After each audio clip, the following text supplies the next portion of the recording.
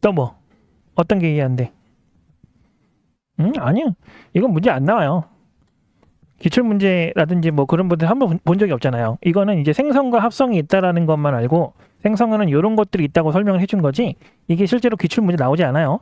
그러니까 이거는 나중에 학생들이 그 공부를 해서 이미 합격 점수가 무조건 나오는 상태야. 근데 공부를 조금 더 해보고 싶어. 그럴 때 하세요. 이거 지금 할 필요가 없어요. 이쪽에서 질문을 해야지. 이쪽에서.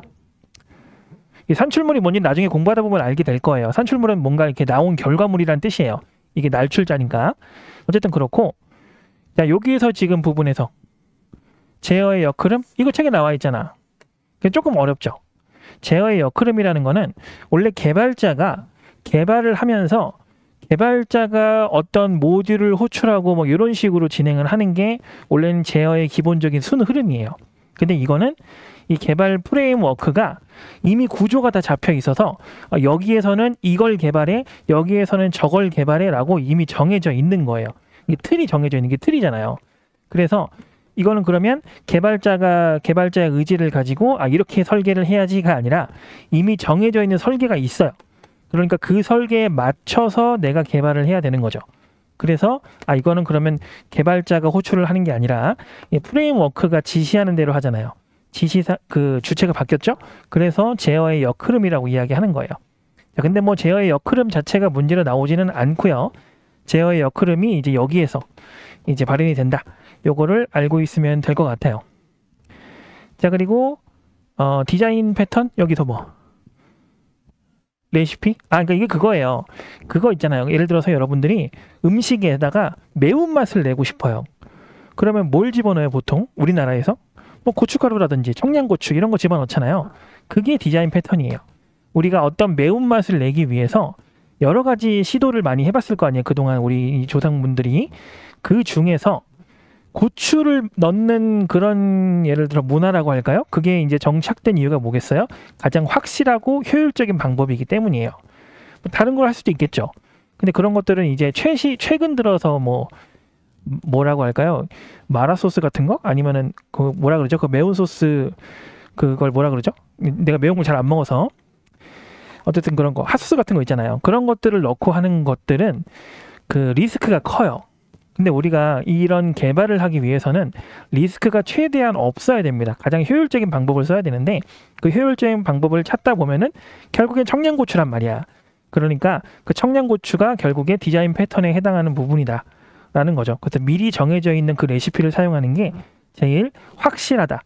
그런 이야기예요. 우리가 이 소프트웨어를 재사용하는 게 왜 재사용한다 그랬어요?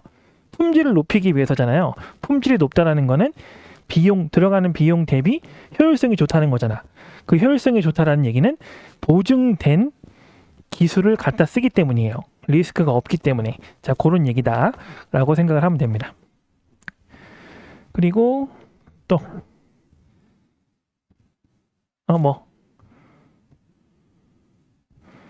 요거랑 요거 이게 책에는 두 개가 비슷하게 써 있긴 하죠.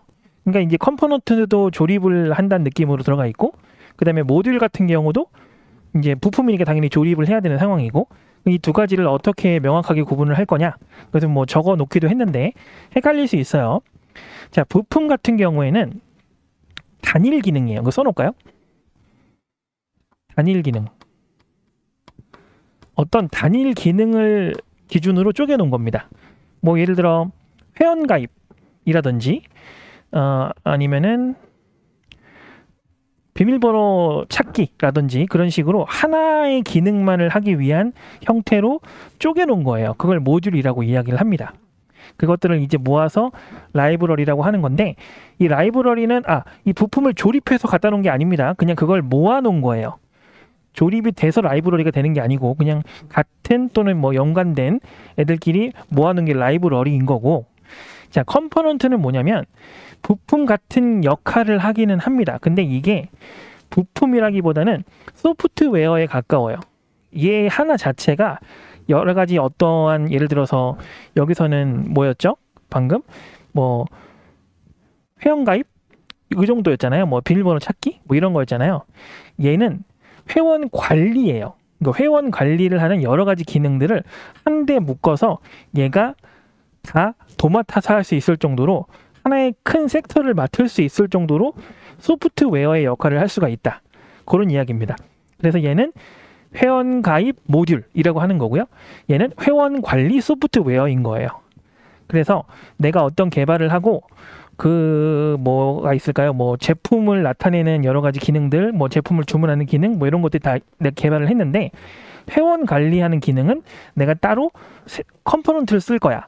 이런 식으로 생각하는 거예요. 그래서 회원 관리 이 소프트웨어를 따로 가지고 와서 내 소프트웨어와 연결을 하는, 그래서 인터페이스가 필요한 거예요.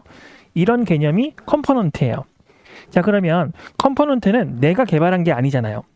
내가 개발한 게 아니기 때문에 인터페이스라든지 얘 사용법에 대해서 알고 있어야 돼요. 그게 아까 이야기했던 이거예요. 뭐 할 때는 이게 필요합니다. 이거 하게 되면 이렇게 나올 거예요. 이런 식으로 어떤 이제 조건이라든지 그런 것들을 이렇게 미리 매뉴얼처럼 우리가 이제 협약이라고 거기 써 있죠. 책에는 협약에 의해서 이게 써 있다 이렇게 써 있는데 협약이라고 하면 조금 어렵고 그냥 매뉴얼이에요. 어떤 제품을 이 컴포넌트를 구매하면 이거를 이렇게 사용해 주세요. 이런 식의 결과가 나올 겁니다라고 적혀 있는 매뉴얼 같은 거다.